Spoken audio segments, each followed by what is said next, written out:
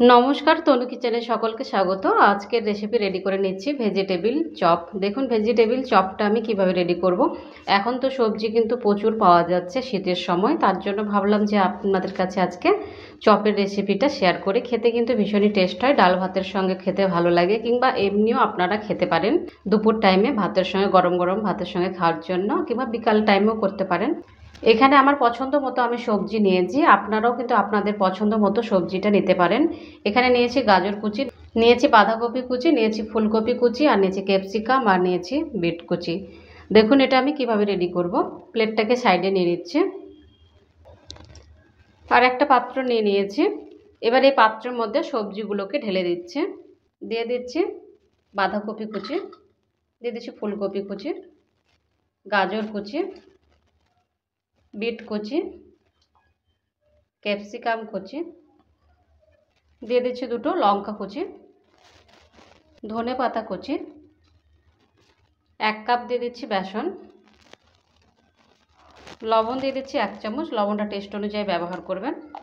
1/2 চামচ দিয়ে দিচ্ছি আজওয়াইন, এটা কিন্তু অপশনাল, এটা যদি আপনাদের পছন্দ না হয় তাহলে কিন্তু ব্যবহার করবেন না, কিন্তু এটা যদি দিয়ে যদি চপটা রেডি করেন খেতে কিন্তু ভীষণই টেস্ট হয়, আর গন্ধটাও কিন্তু খুব ভালো আসে, ওই জন্য আমি এটা ব্যবহার করলাম। 1/2 চামচ দিয়ে দিচ্ছি কালো জিরা, 1/2 চামচ হলুদ গুঁড়ো, 1/2 চামচ জিরার গুঁড়ো, 1/2 চামচ দিয়ে দিচ্ছি লঙ্কার গুঁড়ো, 1 চামচ দিয়ে দিচ্ছি ধনে গুঁড়ো। সব কিছু দেওয়ার পর এবার হাতের সাহায্যে ভালো করে মেখে নিচ্ছি।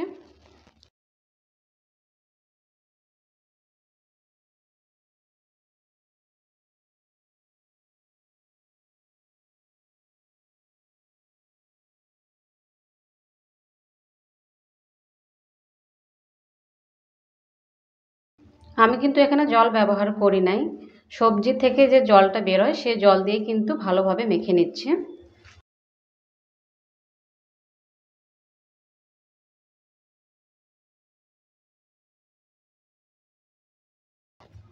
মেখে নেওয়ার পর এটাকে আমি 10 মিনিটের জন্য রেস্টে রেখে দিচ্ছি।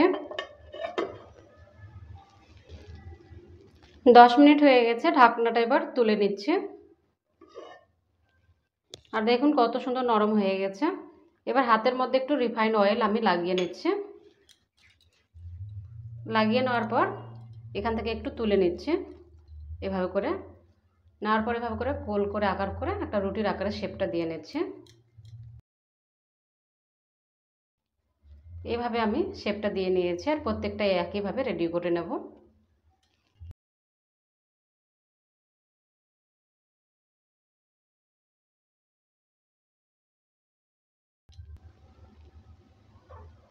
সম্পূর্ণ রেডি করে প্লেটের মধ্যে রেখে নিয়েছি, এবার ভেজে নেব। প্লেটটাকে সাইডে নিয়ে নিচ্ছি,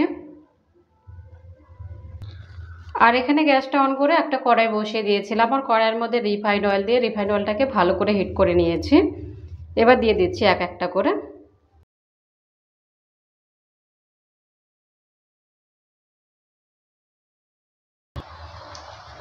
সম্পূর্ণটাই দিয়ে দিয়েছি। এবার উল্টে দিচ্ছি।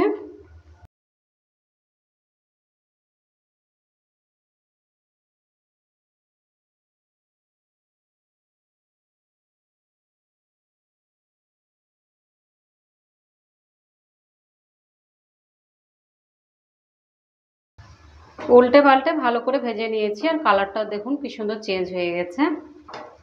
আর সম্পূর্ণটাই আমি কিন্তু একবারেই ভেজে নিয়েছি। এবার তুলে নিচ্ছি।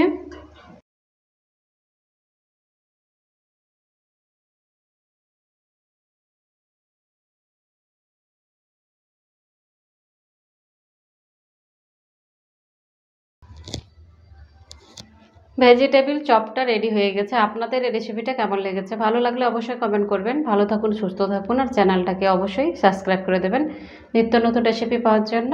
বাই ফ্রেন্ড, নেক্সট ভিডিও আবার দেখা হবে।